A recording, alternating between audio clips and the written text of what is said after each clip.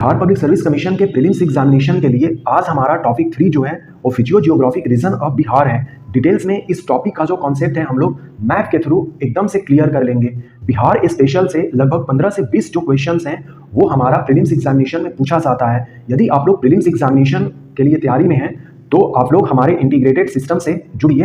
Telegram का link जो दिया गया है उस पर आप लोग जुड़कर मैसेज कीजिए। आपको प्राइवेट जो टेलीग्राम ग्रुप है उसमें ऐड कर दिया जाएगा, जहां पर कि हम लोग प्रत्येक दिन मॉक टेस्ट भी ले रहे हैं और साथ ही साथ मैं आप लोगों को शॉर्ट नोट्स भी सबका प्रोवाइड करवा रहा हूं हर एक सब्जेक्ट का। अब आते हैं हम लोग टॉपिक 3 पर।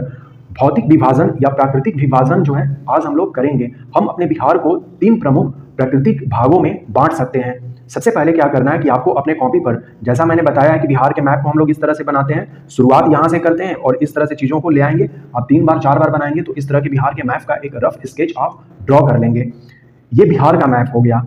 ऑलरेडी हम लोगों ने जो प्रीवियस वीडियोज़ हैं वहाँ पर हमने देखा था कि हमारे बिहार का जो एरिया है वो 94,163 स्क्वायर किलोमीटर है और हमारे इंडिया का जो एरिया है वो 32,87,263 है। मैं 86 इससे पहले कह रहा था, फर्स्ट और सेकंड वीडियो में कहा था, तो वो 86 नहीं 87 है, यहाँ पर मैंने लिख दिया है। और हमारे बिहार का जो एरिया है वो 94,163 स्क्वायर किलोमीटर है। जैसे हम लोग जब इंडिया के फिजियो जियोग्राफिक रीजन को पढ़ते हैं तो हम लोग इसे 6 भागों में डिवाइड करते हैं। सेम पैटर्न पर हमारे पास जब हम लोग अपने बिहार को पढ़ेंगे तो हम लोगों ने बिहार को 3 भागों में बांट दिया है। पहला जो हमारा भाग है उत्तर पश्चिम का शिवालिक पर्वतीय भाग, ये वाला जो ऊपर में पोर्शन है इसे हम लोग शिवालिक का पर्वतीय भाग कहते हैं। इसके 3 उपभाग हैं। इसी 3 उपभाग को देखिए कैसे हमने किया है। पहला ये वाला जो है इसे हम लोग सोमेश्वर श्रेणी कहते हैं। इसे हम लोग क्या कहते हैं, सोमेश्वर श्रेणी। और बिहार का जो सबसे हाईएस्ट स्थल है वो सोमेश्वर श्रेणी में ही है, उसका नाम सोमेश्वर पीक है, या इसी को सोमेश्वर फोर्ट भी कहते हैं। फोर्ट का मतलब किला होता है, सोमेश्वर फोर्ट पीक, पीक का मतलब चोटी हो गया। तो हमारा बिहार का जो है सबसे ऊंचा चोटी कौन सा है, उसका नाम क्या है, उसका नाम है सोमेश्वर पीक, जिसकी हाइट 874 मीटर, या मोस्ट ऑफ जगह आप देखेंगे तो 880 मीटर लिखा रहता है। ये दोनों हमें डेटा ध्यान में रखना होगा। 874 भी सही है, 880 मीटर भी सही है। अब अकॉर्डिंग टू एग्जामिनेशन में MCQ में क्या दिया गया है हम लोग उसको लगा लेंगे। यदि आता है मोस्टली मान लीजिए कि दोनों आ जाता है आपको कंफ्यूजन कराने के लिए, तो 874 मीटर जो है आप इसका हाइट फाइंड आउट कर लेंगे। कई जगह 880 भी लिखा रहता है, इसीलिए मैंने दोनों को लिख दिया है। लेकिन मोस्ट ऑफ जो जियोग्राफर्स हैं वो 874 मीटर ही मानते हैं। तो हमने बिहार के अपने सबसे ऊंचे चोटी का भी नाम जान लिया, सोमेश्वर पीक। यहां से 3 पास यानी कि दर्रे निकलते हैं। यहां से 3 दर्रे निकलते हैं और उनका नाम जो है, एक का तो सोमेश्वर दर्रा ही है, दूसरा को भिखना थोरी है। भिखना थोरी, ये भिखना टोली नहीं है जो हम लोग, या भिखना पहाड़ी जो है वो नहीं है, ये भिखना थोरी है। और मरवात, इसी के थ्रू हम लोग जो है नेपाल में जाते हैं और नेपाल के जो लोग हैं वो बिहार में आते हैं। ये दोनों कॉन्सेप्ट हमने देख लिया। सोमेश्वर श्रेणी में 2 चीज़ें हैं, एक की सोमेश्वर पीक है और दूसरा जो है यहाँ पर 3 पासेस का नाम जानना है, सोमेश्वर पास, भिखना थोरी और मरवात। और सोमेश्वर श्रेणी से नीचे हरहा घाटी है और सबसे नीचे रामनगर दून है। ये क्रोनोलॉजी वाइज से ऊपर से नीचे लिखा गया है। अब पूछ दिया जाएगा कि हरहा घाटी कहाँ है, तो हरहा घाटी सोमेश्वर श्रेणी और रामनगर दून के बीच में ये वाला जो पोर्शन है ये हरहा घाटी का है। तो ये हम लोगों ने पहला अपना फिजियो जियोग्राफिक डिवीजन क्लियर कर लिया। उत्तर पश्चिम, ये वाला पोर्शन उत्तर पश्चिम कहलाएगा क्योंकि ऊपर नॉर्थ होता है, नीचे साउथ होता है, इधर ईस्ट होता है, इधर वेस्ट होता है। तो ये पूरा सिस्टम क्या है, नॉर्थ वेस्ट है ना। उत्तर पश्चिम का शिवालिक पर्वतीय भाग हम लोगों ने कर लिया। दूसरा जो है हमारा विशाल मैदान, बिहार का विशाल मैदान, ग्रेट प्लेन। मेंस में एग्जामिनेशन में आता है, यह क्वेश्चन बार बार आता है, तो हमें इसी तरह से, ये हमने जैसे पहला जो डिवीजन लिखा है, दूसरा बिहार के विशाल मैदान, इस तरह से नेमिंग करेंगे। तीसरा में हम लोग दक्षिण का संकीर्ण पठार, नैरो प्लेटूज लिखेंगे, तब जाकर हम इसको खोलकर डिटेल्स में एक्सप्लेन करेंगे। बिहार का जो 94,163 स्क्वायर किलोमीटर है उसका 96% भाग जो है वो हमारे विशाल मैदान के ही अंतर्गत आते हैं। यानी कि बिहार का जो हृदय है, वो क्या है, बिहार का विशाल मैदान। हार्ट ऑफ बिहार जो है वो क्या है, heart of Bihar by the way पूछ ले तो हमारे हार्ट ऑफ बिहार में और कुछ नहीं, बिहार का विशाल मैदान ही बिहार का हृदय कहलाता है। तो दूसरा और तीसरा भी देख लिया। अब हमें क्या करना है, ये थोड़ा सा दूसरे को डिटेल्स में हम लोग जानते हैं। मैंने यहाँ पर तीसरा को लिख दिया है, तीसरा पर बाद में आते हैं, पहले दूसरा को कर लेते हैं। The great plains of Bihar, ये चीज़ हो गया। यहाँ से गंगा नदी हम लोगों ने गुजारा। ये ऊपर वाले को हम लोग उत्तरी बिहार का मैदान कहते हैं, जहाँ पर कि बाढ़ आते रहता है, क्योंकि यहाँ पर नदियाँ जो हैं हिमालय से आती हैं और मानसून के समय में इनमें बाढ़ आ ही जाता है। तो नदियों को डिटेल्स में हम लोग, दूसरा जो हमारा टॉपिक होगा नदियों से रिलेटेड होगा, उसमें नदियों को डिटेल्स में करेंगे कि किस तरह से घाघरा, गंडक, जो भी हमारी नदियाँ हैं उनके बारे में डिटेल्स में करेंगे। ये जो उत्तर बिहार की नदियाँ हैं ये गोखुर झील बनाती हैं, जिसको कि ऑक्स बो लेक कहते हैं। और ये जो ऑक्स बो लेक होते हैं इनके स्थानीय नाम होते हैं, इनके क्या होते हैं, स्थानीय नाम होते हैं, जैसे चौर, मन। चौर और मन जो है, अब सिंपल सी बात है, ये एक तरह के झील है, एक तरह के दलदली भूमि है जहां पर कि पानी स्थित है। तो आप खुद बताइए मुझे कि चौर किस लिए फेमस होगा? मछली पालन के लिए फेमस होगा। तो सिंपल सी बात है, हमारा नॉर्थ बिहार जो है वो मछली पालन के लिए सबसे उपयुक्त जगह माना जाता है। तो उत्तर बिहार में पहला कॉन्सेप्ट है गोखुर झील का। गोखुर झील के बारे में जब हम लोग नदियों के बारे में पढ़ेंगे तो डिटेल्स में पढ़ेंगे, क्योंकि ये नदियां ही जो हैं ऑक्स बो लेक जो है बनाती हैं, क्योंकि ये मिएंडर जो है कॉन्सेप्ट को फॉलो करती हैं। लेकिन हमें यहाँ पर नदियों के बारे में नहीं जानना था, हमें ये जानना था कि चौर क्या होता है, मन क्या होता है। तो चौर और मन जो है स्थानीय ऑक्स बो लेक का नाम है। दूसरा है दियारा कॉन्सेप्ट। ये बाढ़ में उभरे क्षेत्र है। जब बाढ़ आता है तो वहां पर क्या होता है कि मिट्टी जम जाता है और फिर जैसे ही पानी उसका नीचे उतरता है बाढ़ का, तो वो क्षेत्र उभर कर आ जाता है, उसी को हम लोग दियारा कहते हैं। जैसे हम लोग सिताब दियारा का नाम एग्जाम्पल पर जानते हैं। नेक्स्ट कॉन्सेप्ट है दोआब का। दो नदियों के बीच का जो जगह होता है दोआब कहते हैं। जैसे ये घाघरा नदी है, यहाँ पर गंडक नदी है, तो ये घाघरा और गंडक के बीच में ये वाला जो जगह है, ये हमारा घाघरा गंडक दोआब कहलाएगा।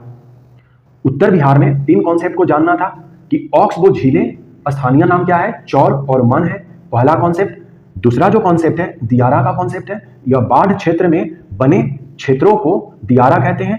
और तीसरा कॉन्सेप्ट है दोआब। हमारे बिहार में कई दोआब है, जैसे हम लोग देखेंगे कोशी, महानंदा का दोआब, बहुत सारा दोआब हम लोग देखेंगे जब हम लोग नदियों को पढ़ेंगे। तो उत्तर बिहार का मैदान क्लियर हो गया।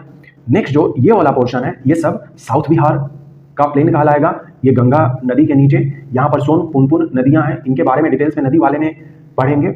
बहुत ही इंपॉर्टेंट कॉन्सेप्ट यहाँ पर है। एक्चुअली ये बक्सर से लेकर बांका तक है, लेकिन मोस्टली जो है ये वाला पोर्शन इसको हम लोग कंसीडर करते हैं। पटना से लखीसराय 8 से 10 किलोमीटर चौड़ी निम्न भूमि होने के चलते क्या होता है, जब बरसात होता है तो इसमें पानी भर जाता है और जैसे ही पानी उतरता है तो रबी सीजन आ जाता है। क्या आ जाता है? रबी सीजन आता है। तो रबी सीजन के लिए ये वाला जो क्षेत्र है, टाल क्षेत्र, बहुत ही उपयुक्त है। यहाँ पर दलहन जो फसल है वो हमारा बम्पर निकलता है। इसीलिए हम लोग देखते हैं कि सबसे ज़्यादा जो दलहन की खेती होती है वो पटना जिले में होती है, और पटना जिले का जो टाल क्षेत्र है उसी में होती है। इस निम्न भूमि को ही हम लोग क्या कहते हैं? टाल क्षेत्र कहते हैं। आपने नाम सुना होगा मोकामा टाल, बडहिया टाल, ये सब जो है गंगा के दक्षिण भाग में स्थित है। तो हम लोगों को दक्षिण जो हमारा बिहार प्लेन है वहां पर एक कॉन्सेप्ट जानना था टाल का। तो ये पूरा क्लियर हो गया कि टाल क्षेत्र किसको कहते हैं। ये 8 से 10 किलोमीटर ये चौड़ी जो है एक तरह से पट्टी है निम्न भूमि का, जो बरसात के समय में पानी भर जाता है और जैसे ही पानी उतरता है तो ये बहुत ही उपजाऊ मिट्टी हो जाती है। और यहाँ पर हमें ब्लैक सॉइल का कॉन्सेप्ट भी देखने को मिलता है। सॉइल वाले में इसको डिटेल्स में देखेंगे।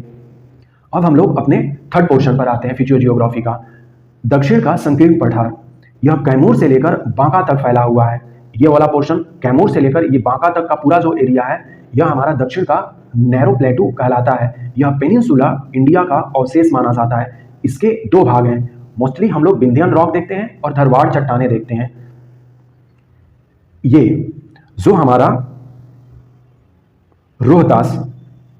रोहतास और कैमूर, यह जो इलाका है यह विंध्यन रेंज के लिए है, विंध्यन रॉक के लिए है, जहां पर कि लाइमस्टोन, पाइराइट, बलुआ पत्थर ये सब मिलता है। तो जहां पर लाइमस्टोन होता है वहां पर सीमेंट इंडस्ट्री होता है। तो रोहतास में डालमिया नगर जो है वो सीमेंट इंडस्ट्री के लिए फेमस था।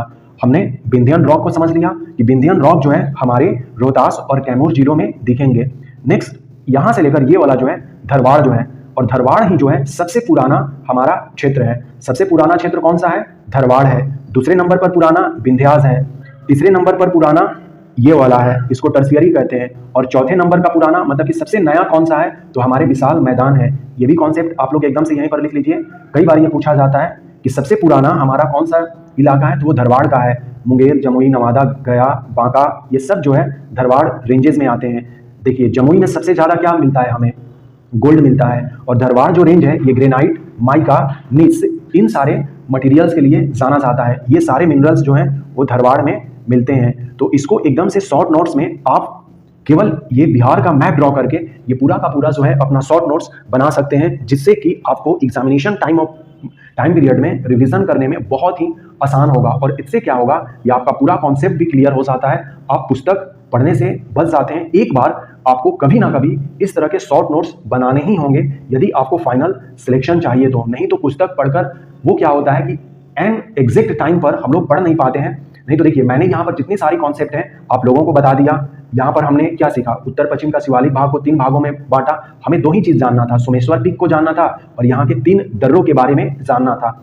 जब हम लोग दक्षिण का संकीर्ण पठार पढ़ रहे थे तो हमें विंध्याचल रॉक जानना था, धरवाड़ जानना था। यहीं पर हमने इसको धरवाड़ को सबसे पुराना मान लिया, विंध्याचल को दूसरे नंबर पर मान लिया, ये जो था तीसरे नंबर पर टर्शियरी इसको कहते हैं, और हमारा विशाल जो है मैदान चौथे नंबर पर फाइंड आउट कर लिया। धरवाड़ चट्टाने क्या है, विंध्याचल रॉक क्या है, ये मैप पर ही पूरा दिख रहा है। यहीं पर जमुई के बाद सटाकर हमने गोल्ड लिख लिया, तो ये भी पता चल गया कि गोल्ड यहाँ पर मिलता है। पाइराइट जो है मोस्टली रोहतास में मिलता है, ये भी हम लोगों को क्लियर यहीं से हो गया, क्योंकि विंध्याचल रेंज जो है वो रोहतास और कैमूर में है। कहाँ है, रोहतास और कैमूर में। तो ये सारा चीज क्लियर कर लेना होगा। ग्रेट प्लेन को 2 भागों में बांटते हैं।